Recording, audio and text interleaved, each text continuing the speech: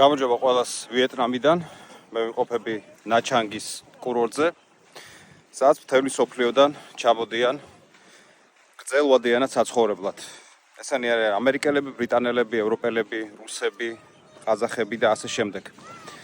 რატო ვარ ჩვენ აქ ეტაპობრივად მოგასვლით ინფორმაციას და ზოგადად რატომ ვიქნები 4 თვის განმავლობაში აზიაში, თან ლიუქსიუმთან დაკავშირებით რა კავშირშია საერთოდ ამას ყველაფერს აგეხსნით. უბრალოდ მინდა გაჩვენოთ რადონის სამოთხეები არსებობს დედამიწაზე, რომელიც 3-4-ჯერ უფრო დაბალი ფასით ჯდება ვიდრე ცნობილი კურორტები.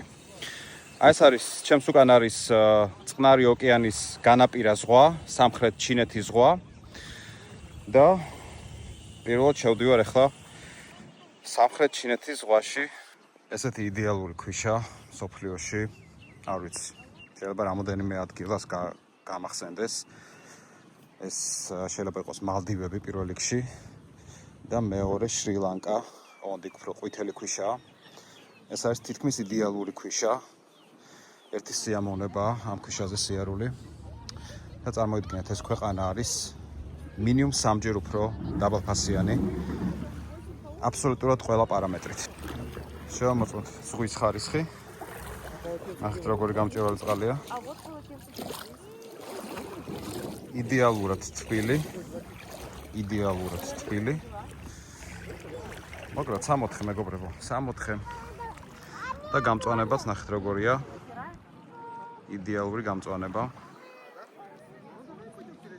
ცხინვალე ზღვის შემდეგ ხალხი ნებივრობს საკმაოდ დიდ აუზზე. ეს არის თავარი აუზი და იქით არის კიდე პატარა აუზი. აი ესეთი ცხოვრება, ესეთი სამეფო ცხოვრება შეუძლია კონდეს ნებისმიერ ადამიანს.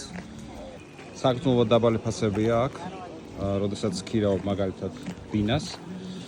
თქვენ შეგიძლიათ იქირავოთ ბინა თვეში $200-დან ზევით. რა თქმა უნდა არ იქნება იდეალური სამეფო, თუმცა $500-600 ან $700 თქვენ უკვე მართლა სამეფო ცხოვრება გექნებათ თვეში. საჭმელი ღირს ძალიან იაფი. ტრანსპორტირება ღირს ძალიან იაფი.